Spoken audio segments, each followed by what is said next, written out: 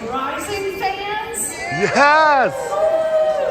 We've got a great show for you today, but what we're going to start off with before I bring out our lovely panelists is we are going to show you the trailer exclusive. Play the trailer, please.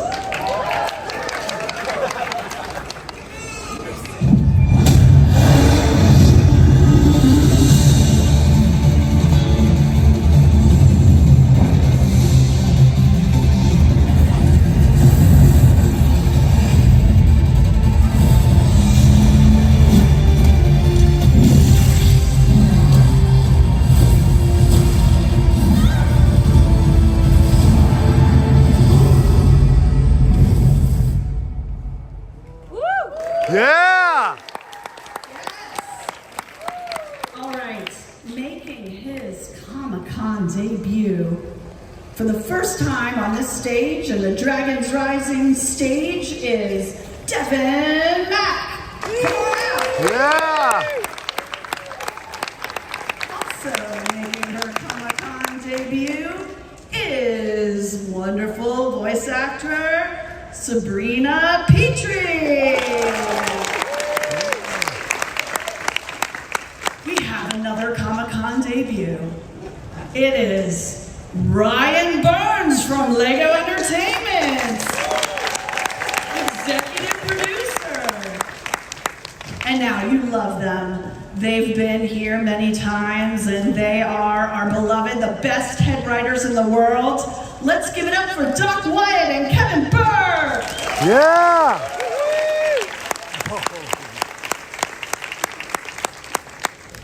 Great. Awesome. Hi, Comic-Con. Are you having a good time? Yeah! Awesome. Well, the first question is for Devin. Okay, right.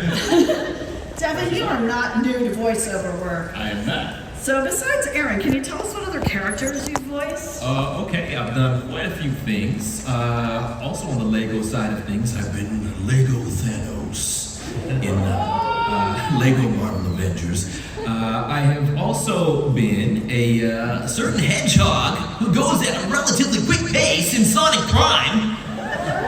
And I'm also known for a wacky little raccoon fellow named Rocky Raccoon in a web series called Tone. So I've been around a bit.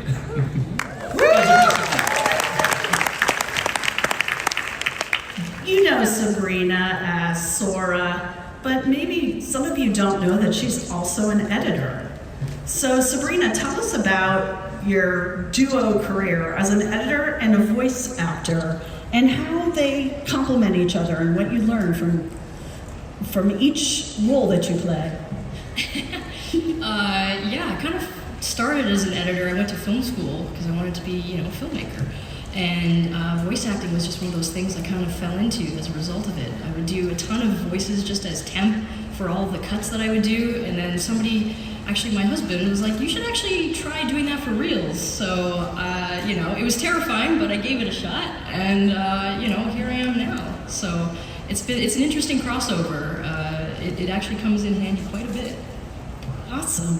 Ryan Burns, you're fairly new to the Dragons Rising family, but can you tell us what you do as a LEGO executive? Do you just sit around and play with bricks all day, or what is it that you do? I'd say half of my day is probably sitting around playing with bricks, but so I'm basically in charge of, I'm the center spoke of the wheel of Ninjago, so all the writing that goes on, all the production, all of the editing, everything comes together through both Pam and I together to eventually what you see up on the screen. Woo! Doc and Kevin, I've been really lucky to hang out in the writer's room with you guys when you're breaking story, and I can see how sometimes real life influence can work its way into the scripts. I heard a story about Devin and his love for pies, and I was wondering if you wouldn't mind telling your version of those events. Absolutely. Well, Dragons Rising is not the first opportunity we had to work with one of the most talented voice actors in the business. He's sort of a muse of ours, actually. Devin was a character called Dimlit for us and several other characters in a show we created called Transformers BotBots, and he's hilarious in it. We got to work, he played a talking magical pig with an eye patch in a show we wrote scripts for. Yeah. Super Dinosaur? The first show we did with him was called Super Dinosaur.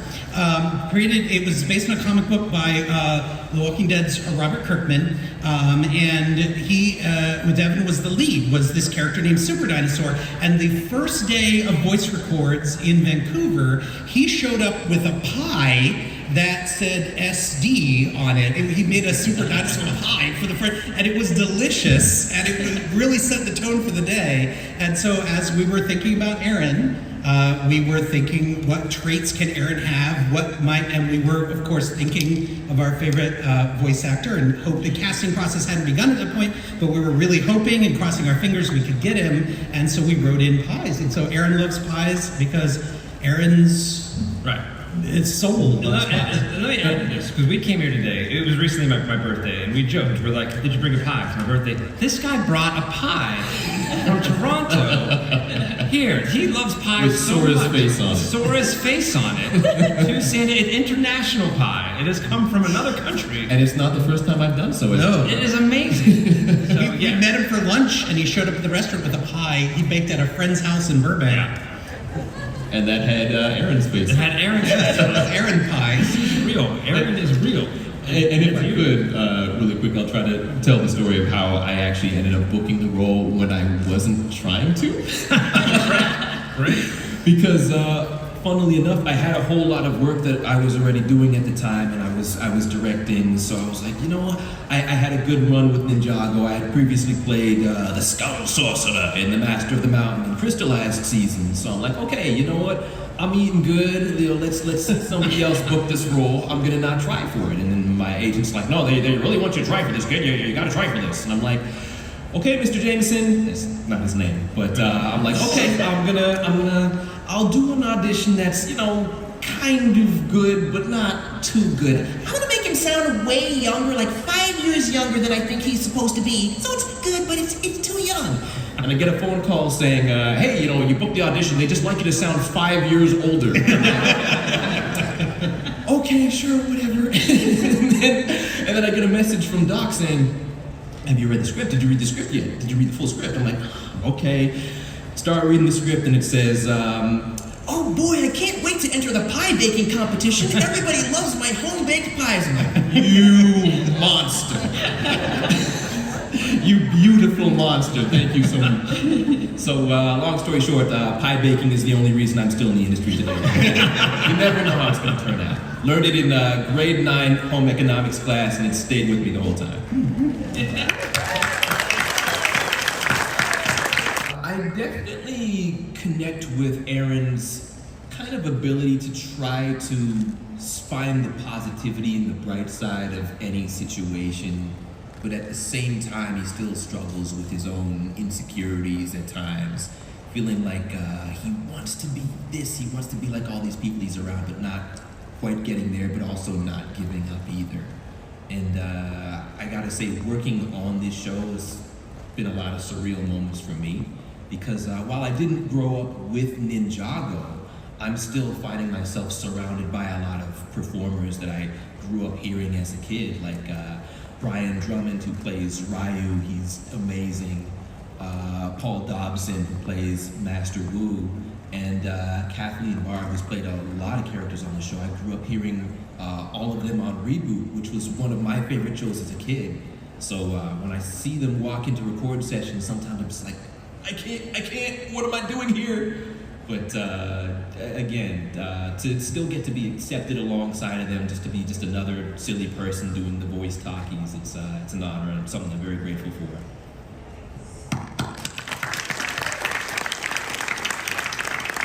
Sabrina, how would you say that you're most like your character Sora? And how does that affect you as a person? Well, yeah, I mean, I feel like Sora's got so many great qualities about her, and I feel like her her fierce protection of her friends and her willingness to put herself out there no matter what is very admirable. And she, even with like Ryu and protecting, you know, animals who we bond with and have just as equal a strong friendship with, like it's one of those things that I just find, I feel I'm the same way. Like I very fiercely protect my friends and will stand up for them no matter what, and I definitely see that in Sora, so it's nice to see that reflected. In terms of how it's affected my life, you know, I do find there's other things written into Sora's character that have inspired me, and one of them is sort of finding that inner strength, you know, something that you didn't realize you had within you the whole time is there, and, you know, through friends and you know, that help you kind of bring these things out and realize things about yourself, that you can sort of become like a new you, or just like keep evolving and do things that you never thought were possible. That's awesome. Ryan, we just saw the trailer. Do you want to talk a little bit about when the next half of the season drops? Yeah, I actually am thrilled to announce that part 2 of season 2 of Dragons Rising is going to officially drop on early October 2024.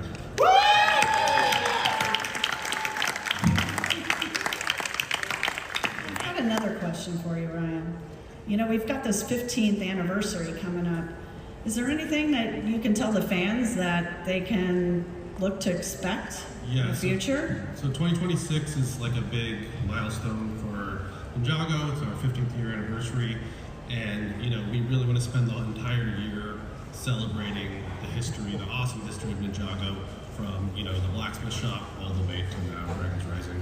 And you know, just as important as it is to look at the past and, you know, celebrate presently, we're also going to spend a lot of time exploring the future of Ninjago as well. So we'll, you know, still be telling stories that everyone is familiar with the characters that they're familiar with, but we're hopefully also going to be introducing you to something that you're unfamiliar with as well. But that's all thanks to the fans. Want to give a thank you to the fans for, you know, this is the reason why we make the show. Thank you. How we keep telling these stories and why we want to spend the next, you know, in 2026 celebrating the entire year with you guys, and then can't wait to share more as, you know, officially information comes out. But yeah, thank you. Ninjago forever. We're going to be here forever. Okay, I've got a couple writer questions. I'm going to ask you first, Doc. I'd like to talk about why we're doing a tournament of sources. There was famously the tournament of elements, so why now the tournament of sources? Yeah, the classic show, the original Ninjago series, did the tournament of elements, and we were not part of the series back then. The Hickman brothers were writing the series back then, friends of ours who we really admire. But we were just watching as fans. I was watching with my son when that season was new, and we've always just been really big fans of the tournament of the elements. We love the tournament dynamic, we love everything, and it had been so long since we've got ninja, we've got martial artists, and it had been so long since they've been in a tournament. We thought we would find a way to build on the tournament of the elements and take it to the next level, take it to sort of a bigger level, and that was what we decided to do with season 2, part 2. Great. Awesome. Kevin, Yeah. could you speak to us about the history of the City of Temples? Because that's an interesting piece of lore we've added. It is all new to this season of Ninjago, and we're not giving too much away because you got to watch the show in early October, which we just learned from Ryan. In that the tournament of sources, much like the tournament of elements, which was inspired by the tournament of sources, has been going on for centuries, for forever, in various realms. And what it is almost like an Olympic village. The City of Temples is where these events occur, and it appears every so often, every so many years, in a different realm. So it's only been in Ninjago, you know, a long time ago. People were not familiar with it. You know, Chen got the idea of the tournament of elements from hearing about this.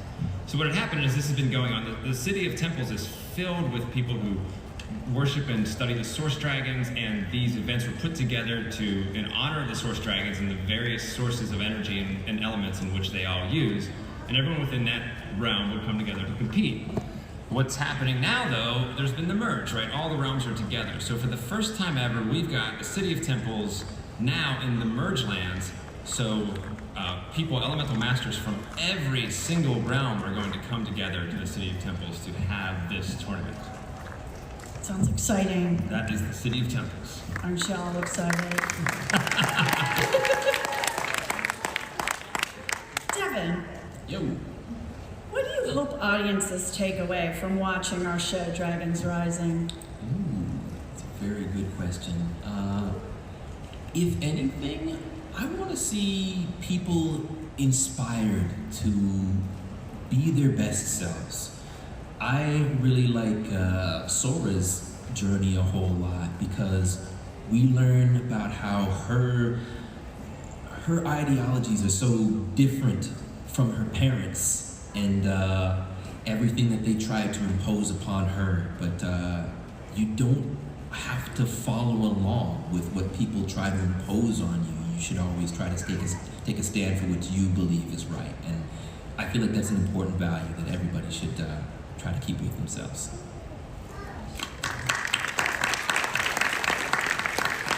I know we just talked about Sora, but Sabrina, same question for you. What do you Here's my answer. Hey, what that one? I'm so sorry. I started thinking. What do you think?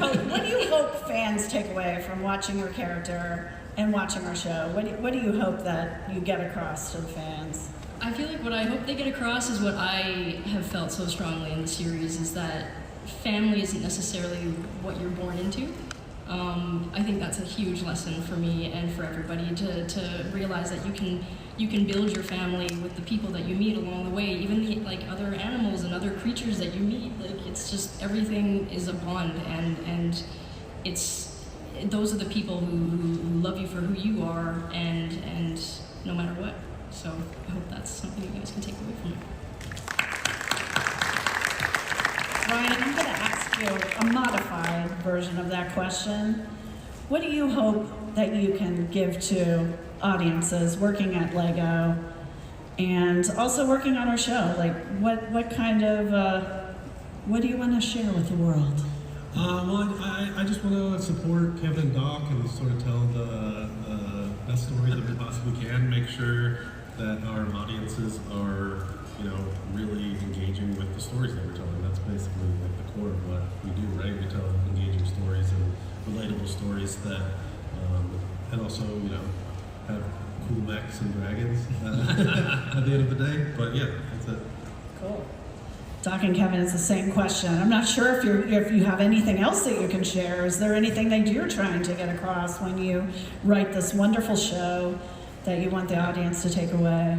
I can very much say that this show, at its surface, it's about people with powers and skills taking on giant, world-ending villains. But the thing that keeps us going, the thing that keeps it fresh and compelling is just watching, like, say, our kids or kids in general or ourselves. Like the characters in the show are very rich, and they have a lot of experiences. And this show was started being written during the pandemic, so we were all very isolated, and seeing how that was affecting people and how kids were dealing with this idea of family or this idea of what they were going to be or how to deal with emotions they weren't ready for. I mean, we deal with anxiety in this show. We deal with things that we're finding this generation of fans, at any age, myself included, just trying to work our way through these journeys these characters go on. What keeps this show fresh, 15 years is that aspect of it. You can fight a new villain every season. We can always come up with a giant monster to fight,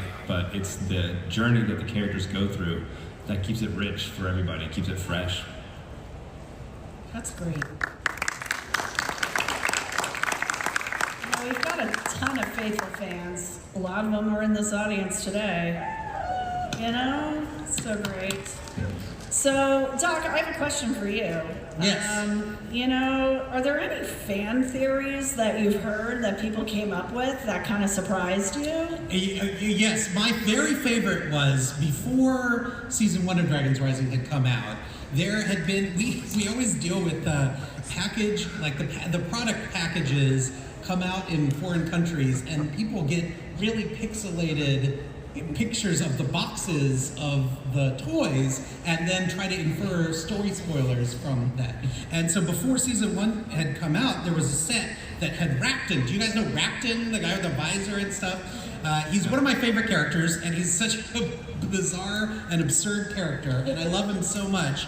But he's got this one visor, and some fans saw a very pixelated, like Eastern European version of a box that Rapton was on, and they just saw the slash across the eyes and had wild theories about who they thought it might be. Harumi, they thought it might be one of the Time Twins. Like, there were the crazy, and I was like, when they meet Rapton, they're gonna be so surprised because he is not one of the Time Twins. He is a really weird dude. So that was my favorite. I love that. I love that so much. So Devin, we all know that Aaron has an elemental power, but if you had an elemental power in real life, do you know which one you would pick? I feel like I would naturally have the elemental power of pie. What do they mean by that? But if I could come up with another one, I might say it's the elemental power of growth, if that could be an elemental power. Take notes, Doc and Kevin. I've had an interest in agriculture for a good long while as a kid. I liked gardening, but also just kind of helping people grow as people and just providing people with knowledge and helping them become their best selves. So just the whole concept of growth is just something that's very meaningful to me. I love it. That's awesome. Sabrina, same with you. Like, if you could have any elemental power in the world, what is it that you would choose? I feel like it would be the elemental power of time. I would want to manipulate time all over the place. Mess with people maybe, but more so just to go back in time and see things that I would have never had the opportunity to see, or stop time, experience a moment longer than I would normally get to. Be able to take a nap whenever. Be able to take a nap whenever. Yes.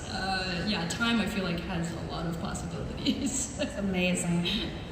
Ryan, what about you? I would probably just go with the cliche wind, to be able to fly, never have to sit in traffic. So he'd be Very flying to LA the office. Yeah. Yeah, flying to the office. Where's Ryan? Always stuck in traffic up in the air. That's awesome. All right, Kevin, what about you? I don't know. It's a good question because we come up with new powers constantly. Like, Yeah. what have we not come up with? But I was thinking if I could just have the power to get people to just chill, like not freeze, but just like get everyone to just chill out and just be like, look, calm it down. Everyone relax. The elemental power of sedatives. Yeah. If I could just walk into a room and be like, just chill, and I'm like, all right, we're good. That would be the greatest element. I love that. What about you, Doc? Mine would be elemental deadline, elemental master of deadlines, of script deadlines, so I could bend script deadlines to my will. Yeah. That'd be my elemental power. Quickly, before Twitter goes nuts, Aaron does not have an elemental power. Yeah, for the Okay. Just yeah. So we're not counting pie? yes. It is a true element of nature. Thank you. All right.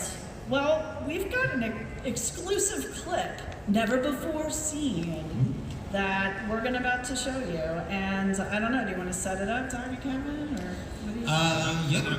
Okay, so the situation is this. The ninja have just come back from, I won't spoil it, but from a very surprising experience. And they re-enter the monastery to find they have a visitor, and it's the last visitor they would ever have expected. Awesome. Roll the clip, please.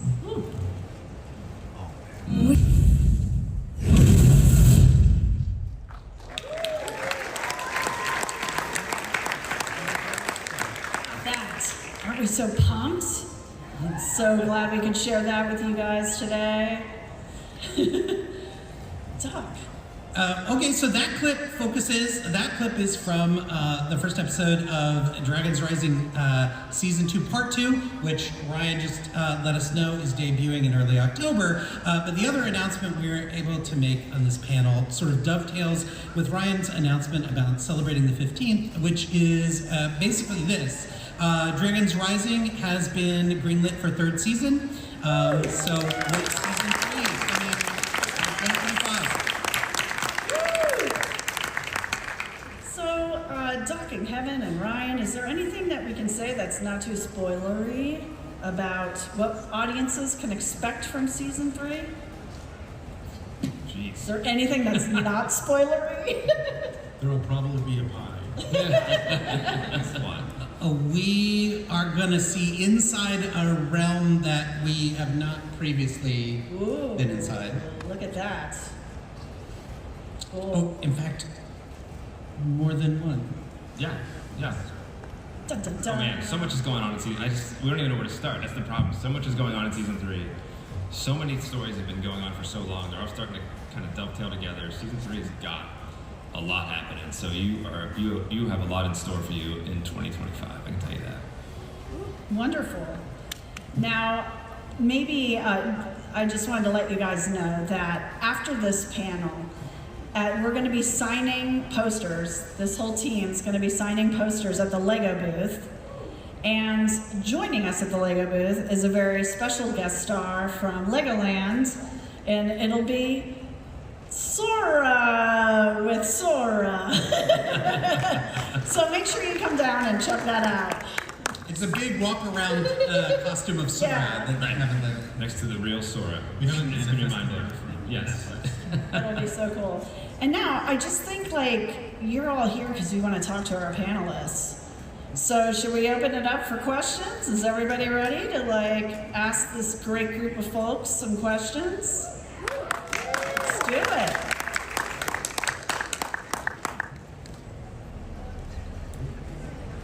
Ooh, the mic is not hot.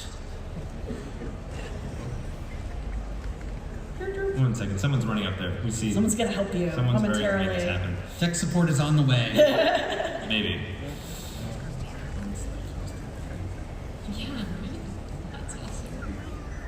It could be someone from administration.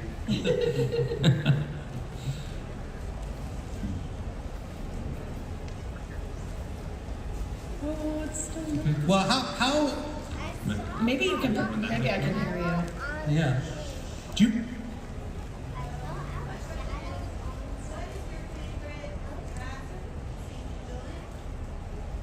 So she asked, what is their favorite past season villain? Is there anyone you wanted to direct that to exactly? Pre-Dragons Rising? Pre-Dragons Okay.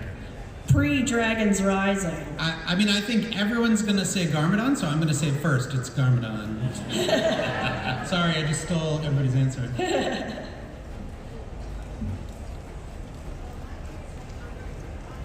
Is who? Oh, the Time Twins. Very cool. That's exciting. Sorry, Rapton was not one of the times. Sorry. You're so welcome.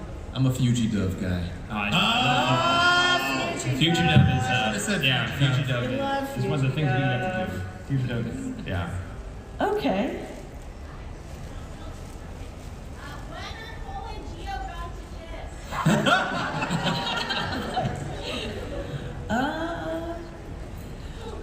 I mean, I don't know what to say. You know what? That's a stumper. That's a thinker. I just think you'll just have to tune in and see what happens next with our characters. We're big fans of Geo. Thank you for asking the Yes. question. All right. Oh, it Oh, works. okay, nice. That's working out. All right, great. This has been an awesome season of Ninjago. There's a lot of diversity, a lot of new characters, new races, new elemental powers. With that being said, with the upcoming seasons, will we be seeing the return of some classic elemental powers, or maybe even the source of one of my favorite, one of the most powerful, one of the most controversial elemental powers, the power of brown? Well, Yeah. I can go ahead. I think it's safe to go ahead and say that there will not be an Elemental Master Brown in the Tournament of Sources. I'm sorry. I'm sorry. But there will be some classic elements back for the new tournament. And can I approach the bench? I have a little mini build for my kid for you guys. Oh, Sure. Oh man. Oh, thank you. This is some toilet paper for the power of brown. Dareth fans in the house. Dareth fans. Thank you very much. Yes. Everything. And we know This is the best. Rob May loves Dareth, right? Yeah. Oh yeah, there's a LEGO executive who Loves strongly identifies with Dareth. And without giving spoilers away, like you should keep watching the show because things will happen even if Brown's not in the tournament of the elements. Yeah. I'll say that. Yeah. Okay. Yeah. There will be brown. It's gonna happen. Color brown. Yeah. All right, this question is for Sabrina. At the end of the climax of season 1, it was really hard to see Sora's parents still believe the villain over their own daughter. I would like to know what your thoughts on that scene were and how did you prepare for it? Yeah, that was a tough one. You just don't expect, in life that your parents won't believe you, won't side with you no matter what. So it was pretty emotional actually. That is very much not the way I grew up and how my parents would have reacted. So it was strange to have to think outside of that and what that experience might have been for her. So it took a minute. It took a minute to really sort of get inside her head and feel out how I would react in that situation. So thanks for bringing that up. Actually, it was a pretty big deal. What a great question. Thank you. Yeah. Will the fold ever come back? Oh, The Fold. From the theme song of the classic show was by The Fold. We don't currently have plans to use The Fold. There are no current plans. No current plans, but we are big fans of it. Fans. We like to jump back. With Brown and spin, and then do it again. Multiple times. Right? Hi everyone. This question is coming from one of the biggest Ninjago fans that I know of. The question is, could you tell us one of the matchups in the Tournament of Sorcerers? Oh, Ryan, what are we allowed to say? Yeah. Nothing. Nothing. But it's one of the biggest Ninjago I know. Is there any? Big. What did we show in the trailer? Let's go back to the trailer and see Right. what was already shown. I mean, there are a lot of matchups. We can say that. I mean, there's definitely some. I mean, this is a big swath of elemental masters coming together. But what could be a singular match we can? I'm not sure what we would get fired for saying. So I'm. Have to try. Have to try. Thank you. I know you already said that we might not be seeing Brown, but is there any chance we could see any other fan favorite characters, like maybe Clutch Powers, or I know Raz is from the Wildness. Could we see any characters from Legends of Chima, maybe? Well, we can't tell you what classic characters we are gonna bring back, either as Easter eggs or in other ways. But we can say there will be classic characters, and we absolutely are gonna. Some are just sort of blink and you miss it Easter eggs. Others are more significant, but you definitely will see some people you may already be fans of. Right. It's very big for us to move the story forward, but we definitely pull from the rich sort of tapestry that is there. Sometimes in major ways, sometimes in minor ways, but it's all one big story. Yeah, we definitely want to honor the legacy of everything that Tommy and Drayson, that the Hagemans, that Braggy, everything that's come before Dragons Rising. We stand on its shoulders. We're fans of it. We want to honor it in the best way we possibly can. So somebody already asked your favorite villains pre-Dragons Rising, but do you have any favorite seasons specifically? Tournament of Elements for me is that's a good. I was a big fan. I mean, I would be, we wrote on some classic ones, so it would be modesty forfends naming some of the ones we wrote on. But Tournament of the Elements definitely is a big one for me. Yeah, and I would agree. And in terms of ones we rewrote on, I mean, there's the writing process. There's the it going out there. writing Prime Empire was a lot of fun. I just know in terms of just being in a whole different world, just had a lot of fun in that space personally. But yeah, I think that we love them all. They all have different strengths, and different things that we get inspired by. So it is tough to pick just one. Was Ninjago Confidential Prime Empire? It was, yeah. Well, One of my favorite episodes for sure. Yes. Good. Thank We got Detective Zane. Really enjoyed that. Who's your favorite Ninjago character and why?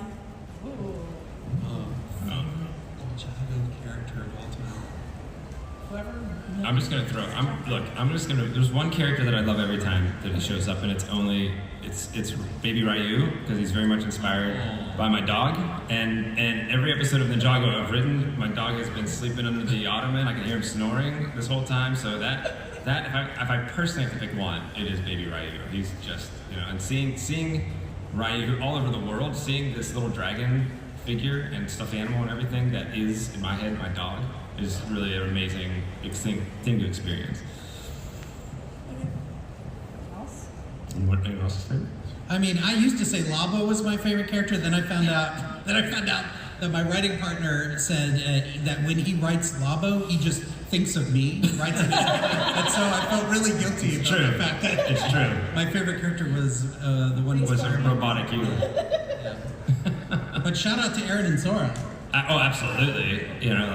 I would say Aaron because initially orange has always been my favorite color, and I feel like orange doesn't get enough representation on the color spectrum. And then costume, so cool. And then that was just my first sight read, and then as I got to know Aaron as a character, it definitely became one of my favorites. And can I just add that real quick? That speaking of the scene with Sora, someone brought up earlier, that's my favorite scene in the show so far. Yeah. That's sort of that My Name is Sora bit. That's just been like these characters, the characters that we get to. They're new. They don't have tons of legacy. We get to build new characters with that. And Aaron and Sora are absolutely up there. I love you shouting out orange because you have no idea how hard it was to find these clothes. Orange has no representation. It's so true. For me, I think I might still say Fuji Dove. Anytime he's on screen, I am laughing, and it's great. Rapton is up there as well. Yeah. He is my favorite, most punchable character of all time. He's the most fun to write. When he shows up, it is just like a good time's about to be had for us. I love Wildfire. She has no like stops essentially. She's just pure herself, and I love it. Like she has unquestionably, unapologetically. So. This is another one. You're right. And she was one that was sort of an uphill battle for us. Like we were like we want a Fire Ninja. We want this. And once we started pulling her characterization, now we get notes and we're like, love her. Every line is great. We're just laughing at all the lines. So yeah, it really worked out. We're big fans of her. Is Jay ever gonna come back? Jay Walker, huh? Well, Jay Walker's been spotted in the merged lands. Is he going to come back to the show? To the Ninja team? Well, the Ninja team, I don't know. That's the but real he will question. be back on the show. Yes. I have one very important question. Do y'all have any pop badges? Do we have any what? Pop badges? Pop badges? I do not. I don't even have knowledge of pop badges. Tell us what that is. They're from the LEGO Land. They're little badges that you can just pop on your shirt. Oh, right. Now I know. Now I want one. I don't have any, but I'm going to go to Legoland. I'm going to raid Legoland for them. Everyone go to Legoland. No. Sadly, no. Thanks for telling us. Yeah, we're going to go there immediately. Yeah, we're going to look into this. Pop badge. Somebody has one. Oh, right. You just saved the panel. Thank you. First of all, I want to say, big fan of the show and incredible work on Dragons Rising. Really blown away by the quality and the writing of the show. I have a question about the structure. Back in 2021, when Tommy A was helming the show, he had mentioned that Ninjago needs to reinvent itself and reboot itself every 3 to 4 years to stay fresh. And we saw that with the Oni trilogy and then transitioning to the 11-minute era. And I'm curious if that same paradigm still applies to how you approach Ninjago, or are you trying to go for a more longer form storytelling with Dragons Rising, even beyond that 3 to 4 time span? Yeah, the 3 to 4, when Tommy said that, he wasn't math. Like, it wasn't 3 to 4 is the hard number. It was the idea that there's an arc of stories and then you refresh, right? And so that number isn't the magic number. We are doing something, our intention with Dragon Rising is something that's a little bit more long form, because just in the early days, the Hegemons never knew if there'd be another season, you know, and so they would have to make sure they wrapped everything up. And when we were starting Dragons Rising, they announced that it would be a multi-year story. So we knew that we had a little more running room and the ability to kind of, because you would have things that Hegemons would introduce cool concepts or cool villains, and then they would have to sunset them by the end of the season because they just didn't know if you'd ever even see those characters again, right? And so we had a little bit more liberty to be a little more serialized, carry threads over from season to season in a way that the classic show wasn't always able to do. And so we feel like we've got a little more narrative space. That said, we do know in a vague way, I mean, we haven't broken specifics or anything, but we have an end to the story. We have a goal that we're driving for, and it is not an infinite open-ended story. It is a closed story. I can't tell you how long that is, but it is a closed story. Which is our intention. So everything that's gone so far, like sometimes there's threads and storylines that may have seemed forgotten or may have seemed not addressed. They're all going to be addressed, right? Our plan is to pull it all together. When Doc says it's a closed story, I mean, Ninjago goes on forever, but the Dragons Rising experience, you know, what this particular set of stories is within this is, you know, we have a plan that will bring it all together so that from the very start to the very end of this particular storyline feels like one tight narrative. Thank you for saying that. I didn't mean to say Ninjago is a closed story. Ninjago is eternal, but Dragons Rising is one story that we're telling. Awesome. Thank you so much. Of course. Thank you. Hello. First of all, I want to say it's a big honor to meet you guys. I've been a fan of Ninjago since like forever. I remember when it came out in 2011, so I just want to say thank you for all that you've done. Thank you for coming. Thanks for being a fan. So my question was, I know there's a lot of like lore been established over the years, but I'm curious if there's anything from like the older seasons that you wanted to bring back but weren't able to, for like Echo's Aid, for example, or Liver. I love Echo's Aid, by the way. I love Juggernaut. I love all that stuff. What we feel we have to do with Dragons Rising is bring something fresh and new. And so we will only bring a character into Dragons Rising if we think we can contribute or do something with the character. So we don't want to bring back a character and just have it be everything that it's sort of been before. We want to bring back a character and kind of move the character forward and develop the character. So some characters we haven't done not because we don't love them and we don't, think they're great, but because we don't yet have an inroad to narratively developing them. And some of those characters were handled very well the first time. Some of them, we look at some of these storylines and think, wow, this wrapped up, or this finished nicely. And if we brought it back, it might actually take away from how much we love that. We want to make sure if we do bring something back, it's to improve upon it, right? It's to enrich our current story and enrich the previous story. And it happens. We have stories like that. But yeah, we look at the entire board of the history of Ninjago and say, like, what can further our current story, or what can we add that hadn't been finished in the previous story? Like the Cloud Kingdom showed up and we wanted to make that. What does that mean in our current world? So we do both. We do move it forward in new ideas as well as keep trying to look for old ideas that may help our new ideas. Awesome, thank you. Thank you for asking. Hello. I wanted to ask if we would have more expansion on the ancient elemental power green.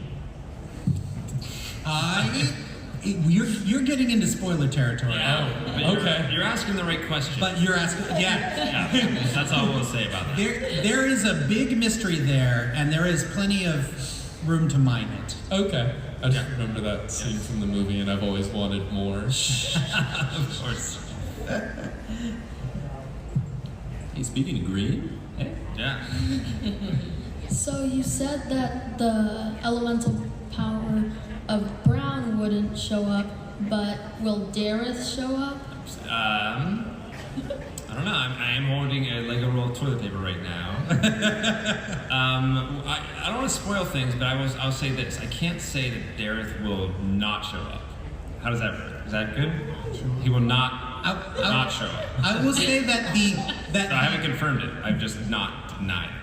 That the weight of Dareth fan expectations hangs heavy on our shoulders. Okay, thank you. Thank you. I just want to know if will all of the villains be coming back or just some of them? Not all. In the tournament? No. Some. There'll be new ones. There'll be old ones. There'll be a mix. Oh, okay. Thanks. Thank you. Bet. In season 5, when Lloyd and Moro are fighting over the realm crystal and they fall into the, they go to the Chima realm. Yeah. Are we gonna see more appearances from Chima, like characters from Chima? As you may already know, Chima, being one of the realms, did integrate into the merged lands. Currently, we have some characters from the region of Chima who called the Wilderness. We cannot comment on specific classic characters that may or may not wind up in Dragon's Rising, but we are aware of the legacy of Chima and everything Tommy did with that show. And we want to honor that too. Got it. Will the separate team come back in the new season? As in what way? Like a little Easter egg or something? Well, in the merged lands, the Serpentine are just citizens. We have them. They are a part of our world, and so there are going to be Serpentine characters because that's one of the many races that lives in Oh. Yeah. Yeah, that put a point on that. Yeah. I guess. So there. Not the red light. Yeah. No, that would be basic. Been a huge fan since 2011. I watched it. I remember me and my brother watching it in 2011, and still a huge fan now. I just wanted to know, what's your favorite character design? Like through any of them, even the more recent, just how they're designed. Does it complement the character more, and just kind of stuff like that? Favorite character design of all time? That's a good question. Like favorite ninja costumes and things like that? Costume, maybe a villain, anything like that. I'm a big fan of the design of Juggernaut, who I mentioned earlier. I'm a big fan of the Iron Doom design. I mean, that's not a character, but I'm a big fan of the Crossroads and everything that the Wildbrain team did to design that space. That's such a beautiful space. I just want to be in it. And Baby Ryu, what a design. And I would say, and it's been hinted at in the first half of season 2, but the Forbidden 5, their designs, when you see that they're some of the best in this series. So, thank you. All right, so I've been a fan since 2012, and as of late, I've been a big nerd of ninjas. All right. And I've been noticed how a lot of the things that the ninja do are actually pretty accurate to real ninja. And I also been noticing stuff like the Oni and the Formlings. Just been wondering, how much research do you guys do when writing the seasons? Pam went to the Museum of Martial Arts. Pam is a martial arts expert. And she fights us. She fights us in everything just to teach us. Yeah. We absolutely have martial arts experts who advise. I myself am not actually a master fighter. I know it may seem different from the whole vibe I give off. Definitely. But I'm not a trained martial artist. But we have advisors who, like Pam, who and certainly the team in Denmark do a lot of research and share with us research about the cycle of mastery and about traditions and things like that. So quite a bit of research is done. Also, is the bounty cursed? Maybe. It does wreck an awful lot, Insurance on right? it? I mean, is it maybe blessed because we get so many versions? Right, right. Thank you. You're welcome. Great costume. Yes. Yeah, it is. So, What is going on here? On behalf of all the furries who are big fans of LEGO. Okay. Can we anticipate an official return of LEGO Chima in Ninjago Dragons Rising Season 3? Not in a way you'll expect. Ooh. Can you give us a hint? Pardon me? Can you give us a hint? No. Thank you. That's better than nothing. Okay. All right, before I ask my question, I just want to say, hey to Devin, I love Sonic Prime. Woo! Hey, thanks so much. Okay, now for my real question. Who is your guys' least favorite ninja out of the OG group? Oh. Ooh. Man. Wow. Of the OG, Like the original, 2011. there is not. That's a trick question. This is entrapment. I see what's happening here. Who's your least favorite child? Yeah, I'm not making a choice. I cannot do that. Doc can do it. Though. Doc probably has No, I'm not going to do that. Are you kidding me? Next time in Vancouver, one of 4 people will kill me. No. You love all of them equally. That's right. Exactly That's right. correct. That's correct. It's a good question, but that's true. All right, thank you. Thank you. Hi, I was just wondering if Kai will get his own season again, because I can't remember the last time that he had one. I think it was like season 7 or something. Will he just get the spotlight again? We don't really do spotlight seasons in the same way with Dragons Rising because it's really more of an entourage sort of show. It's more of Ensemble. Thank you. I definitely met Ensemble. Yeah, I was watching Hollywood. Yeah, I was like Entourage, but it's like that show Entourage. right. That spotlight concept, no, not in that same way. But we plan to give Kai plenty of love because we love Kai. Yeah, Kai's great, and he gets a lot of story space. Thank you. Hi, I stood behind the wrong person because I have a question about Kai as well. He did get a little more focus in part 1 of season 2, which I noticed, which was awesome because back in 2011, he was kind of the main guy for those pilot episodes. What made you guys choose Kai to be the one that gets trapped in the realm between realms, that nether area? So the reason we made that decision was because Kai, when we were focusing on Kai's story in season 2, we knew that because of where we were in his character development, we wanted him to be the first one to achieve Rising Dragon technique. So spoiler for season 2, part 1. We felt that dynamic, the sequence where he works with Mia so that he can achieve his breakthrough, the connection that he starts to have to all the other ninja, that when we came to that sort of those concluding episodes, it became clear to us that Kai would be the one to step up and to sacrifice in that moment for the team. So it just sometimes you're writing characters and you tell the characters what to do, and sometimes you're writing characters, the characters start to tell you what to do. And Kai told us that he was going to step up and take the hit. Awesome, thank you. Love the show, guys. Thank you. Oh God. First of all, I wanted to say I love your works so much. I've been watching ever since the first release with the pilots back in 2011. Oh my God, that was a long time ago. But I wanted to ask about the structure of how the stories are presented now versus back pre-crystallized. And I wanted to see,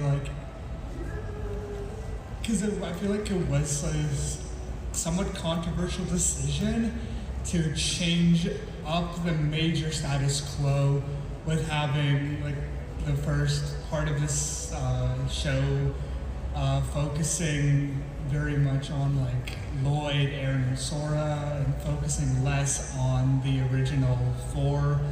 I just wanted to see like what was like the creative decision behind that, or was it like a choice to spice things up, or because I mean I love how it's done. I'm just wondering like now versus back then. Well, how we got to that point, I mean, the show had been around 10-ish years, right? And you come to the point where you're just, how do you get a new audience in? I mean, comic books deal with this a lot. Long-running franchises deal with this a lot. How do you get a new audience in and they tune to an episode and they're not like, what is going on? They missed 10 years of stuff. But how do you acknowledge this great history and move it forward? And the way we thought was important was 2 new characters, and to us, 2 new characters that represented the fans. Like, Aaron is the ultimate Ninjago fan. Sora is like someone who's just learning about it. And how do these 2 points of entry get new fans into it? And what we've seen is that it works. What we've seen is a lot of people watching the show are new fans, and they tune into it. It's like in comic books, when there's a new #1 or there's a new, there's a point of entry, right? And so that very much mattered to us. How do we revise this without rebooting it? We didn't want to start a whole new show. We didn't want to start, we didn't want to negate everything. We didn't want this to be one of those types of shows. We wanted it to build on everything before, but allow a kid who's never heard of Ninjago, who might be 5 or 6, find a place to start and not see that there's 10 years of seasons to start with, and then go backwards. And like I said, it seems to be working because we have more fans than ever, and what they're doing is getting in on Dragons Rising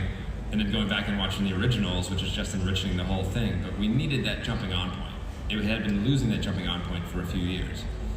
Yeah, I can see from like, I think it was, I just want to say once again how the stories feel unique and different each season.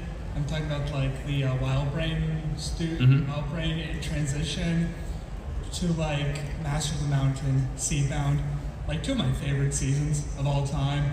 I just wanted to see like that's a unique stepping off point from the traditional focusing on Ninjago, or compare it and just having that be to modern Dragons Rising. So I just wanted to say that's really unique and feels, I like it, and you guys made my childhood, so thank you so much.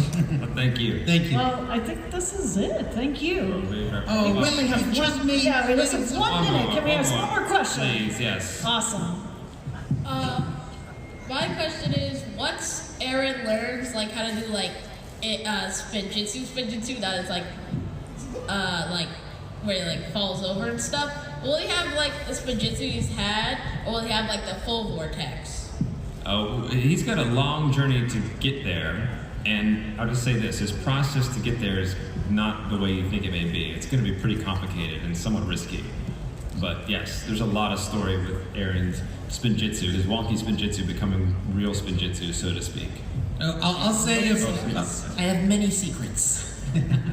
I'll say about Aaron what Lloyd says about Aaron. He has the potential to be the best. Good question. Great question. Yeah, great question. Great question. So that's the end of our panel, everybody. Thank you. Thanks to everybody. It's a wonderful panel. You can see them at 3 o'clock at the LEGO booth. They'll be signing posters. Thanks to everyone at LEGO Entertainment, especially Blake Donovan, who helps us with everything. That's our production assistant. Thanks to everybody at Comic-Con, and have a great rest of your day. All right, and with that, we have summed up the entire 2024 LEGO Ninjago Comic-Con panel. Thank you all so much for being here to watch it. I hope that you enjoyed, and I hope it gave you some insights as to what's coming soon for Ninjago in the future.